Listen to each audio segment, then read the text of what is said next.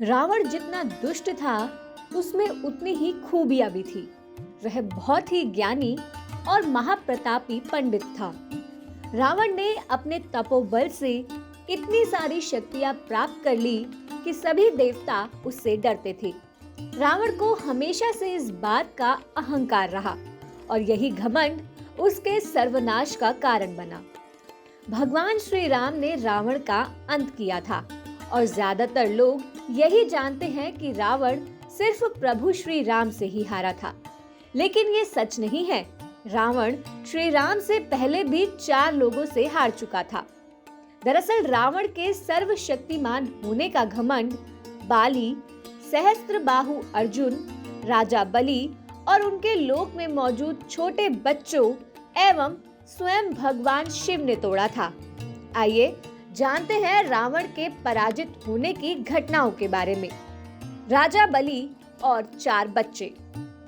अपनी शक्तियों के घमंड पर एक बार लंका का राजा कहे जाने वाला रावण पाताल लोक पर राज करने के विचार से अकेला राजा बलि से युद्ध करने चला, लेकिन अपने अभिमान में वह ये भूल गया कि कोई कितना भी बलशाली हो, पाताल लोक में किसी भी व्यक्ति की मायावी शक्तियां काम नहीं करती।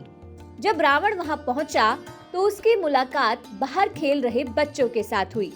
बच्चे उसे आश्चर्य से देखने लगे, क्योंकि पाताल लोक का न होने के कारण वह उन्हें बहुत अजीब सा लग रहा था।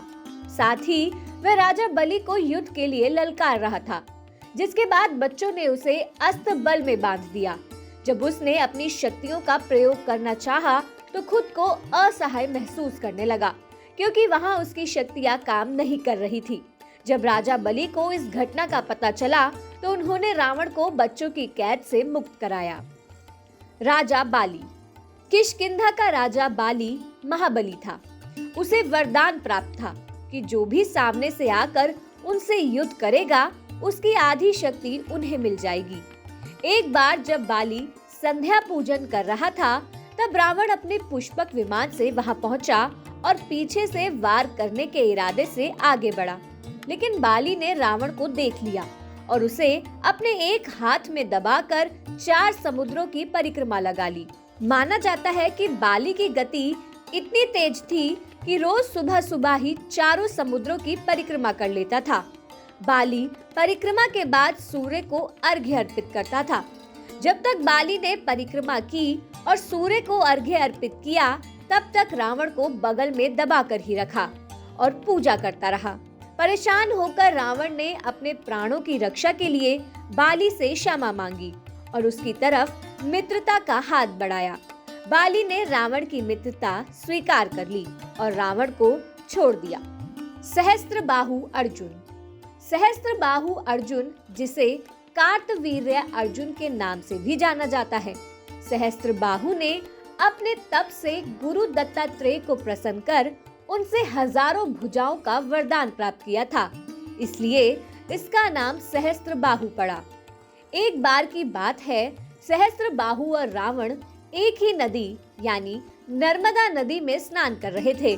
तभी सहस्त्रबाहु के मन में नदी के प्रवाह को रोकने का विचार आया और उसने अपनी भुजाओं से नर्मदा का जल रोक दिया और पानी का प्रवाह बंद हो गया। प्रवाह के रुकते ही रावण ने क्रोधित होकर सहस्त्रबाहु को बुरे वचन सुनाए, जिसके बाद सहस्त्रबाहु ने उसे बंदी बना लिया।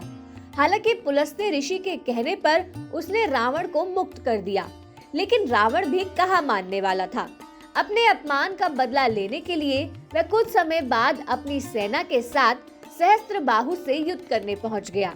तब सहस्त्रबाहु ने एक बार फिर अपनी भुजाओं का बल दिखाते हुए नर्मदा नदी का प्रवाह रोका और सारा जल रावण की सेना पर छोड़ दिया, जिसके बाद रावण अपनी सेना के साथ इस जल के प्रवाह में बह गया। भगवान शिव। रावण को अपने अहंकार के कारण हमेशा हार मिली है, लेकिन कहते हैं जब इंसान का बुरा समय आता है तो उसकी बुद्धि भी उसका साथ छोड़ देती है। कुछ ऐसा ही रावण के साथ भी हुआ। वह भगवान शिव का अनन्य भक्त था, लेकिन एक बार रावण अपनी शक्तियों के घमंड में सब भूल गया और भगवान शिव से युद्ध करने के लिए कैलाश पर्वत पहुंचा। वहां पहुंचकर उसने भगवान शिव को युद्ध के लिए ललकारा, लेकिन जब भगवान शिव ने उसका कोई जवाब नहीं दिया और ध्यान मग्न बैठे रहे, तो रावण ने अपने अहंकार में सब भूलकर उन्हें कैलाश सहित उठाकर फेंकने का मन बना लिया। जिसके बाद भगवान शिव ने केवल अपने अंगूठे की ताकत से कैलाश को स्थिर कर दिया और रावण के हाथ के पर्वत को नीचे दबा दिया। कई कोशिशों के बाद भी जब रावण का हाथ नहीं निकला, तो उसने वहां खड़े खड़े भगवान शिव की स्तुति की और शिव तांडव स्तोत्र की रचना कर दी। रावण के इस तप से खुश होकर भगवान शिव ने उसे मुक्त कर दिया। इस घटना के बाद रावण ने उन्हें अपना गुरु बनाकर उनकी शरण ले ली। इन सारी घटनाओं के बाद हुआ एक आखिरी युद्ध। ये युद्ध था भगवान राम और रावण के बीच, और यह उसके जीवन का आखिरी युद्ध साबित हुआ। वह भगवान राम से युद्ध में लीन हुआ। आप हमारे संत वाणी चैनल को सब्सक्राइब करें, वीडियो को लाइक करें, शेयर करें और हाँ, बेल आइकन पर क्लिक करना बिल्कुल ना भूलें, ताकि हमारी किसी भी वीडियो की सूचना सबसे पहले आपको मिले।